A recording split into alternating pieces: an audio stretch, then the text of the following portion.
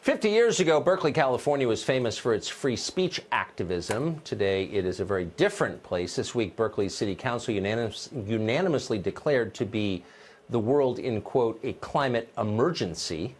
To fix that emergency, Berkeley called for a push to halt all carbon emissions worldwide and said governments must make efforts to, quote, humanely stabilize population, a phrase Robespierre would surely love. Anna Shea Hossein is a writer and political commentator, and she joins us tonight. Thanks a lot for coming on. Thanks so much for having me, Tucker. I'm a pretty literal person. They say it's a climate emergency. Sounds right to me. So if it's an actual emergency, why does anyone in Berkeley have an air conditioner or a car?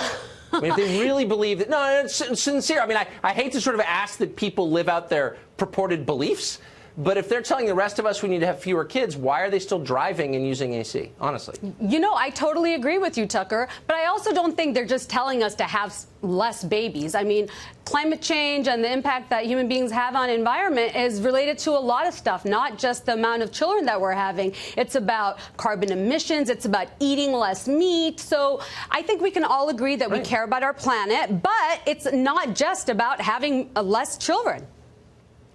Oh, no, and I don't think it is. And by the way, let me just say for the record, the whole idea is totally no, I think the idea is insane and grotesque, and it's a window into what this really is, which is social control. But is that what Berkeley is saying? They would even mention how.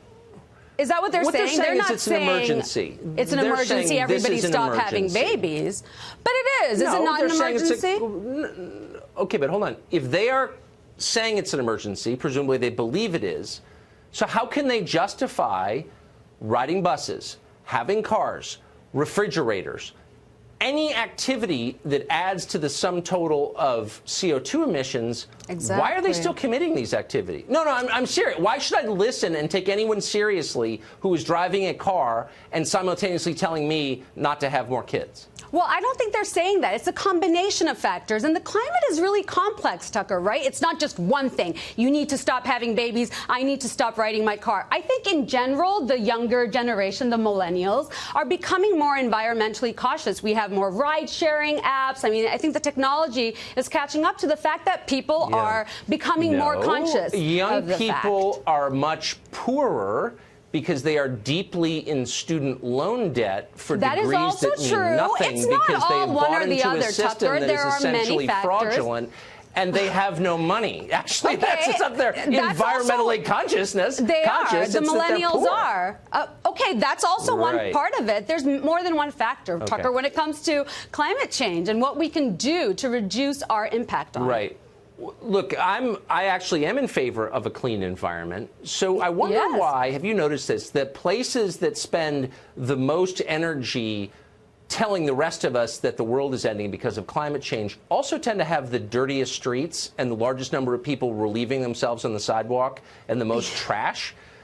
Why not, if you really care about the environment, maybe you could clean up the sidewalk in front of City Hall. Does that ever occur to liberals, I wonder? You know what? Not just liberals. It's not liberals that are responsible for climate change. It's all of us. And I agree with you. We can't just talk the talk. We have to, you know, also follow up with actions. And, but wait, why? No, but seriously, if you care about the environment and making the world cleaner, and by the way, sincerely, I am for that. Can we all agree that we agree with that? We all want to keep the environment cleaner and save our planet. Yeah, but have you been to Berkeley recently? Have you been to New York City? Have you been to San Francisco? There are people with their trousers down relieving themselves on the sidewalk. You know and what, then Tucker? walking around them are environmentalists on their way to lecture me about how many kids I have. Yeah, but you know what? It's not necessarily about where in the world is more populated. It's about who is using more resources. And I completely agree with you. We all have to do much better. I think we're sort of talking past each other. Can you agree that if we're going to make the world cleaner, we can start by cleaning up the sidewalks, and then maybe we can get to the part about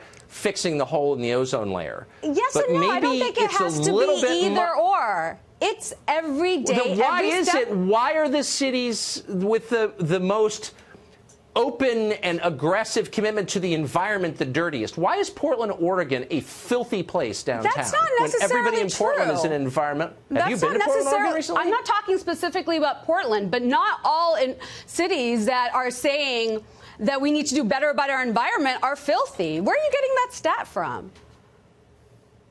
Okay. but just track with me really quick, just for this one question.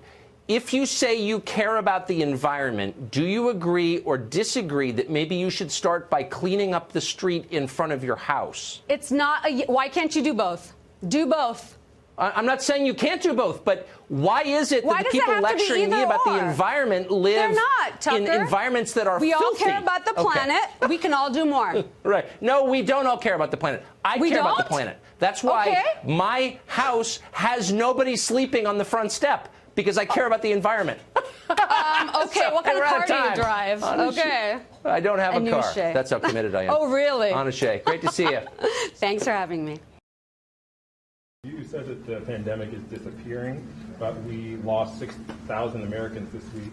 And just in this room, you have dozens of people. You're not following the guidelines in New Jersey, which say you should not have more than 25. No, they don't have. It's a political activity. Why are you saying such a bad example, Mr. President? You're wrong on that, because it's a political activity. They have exceptions, political activity, and it's also a peaceful protest. So when you have, and as you know,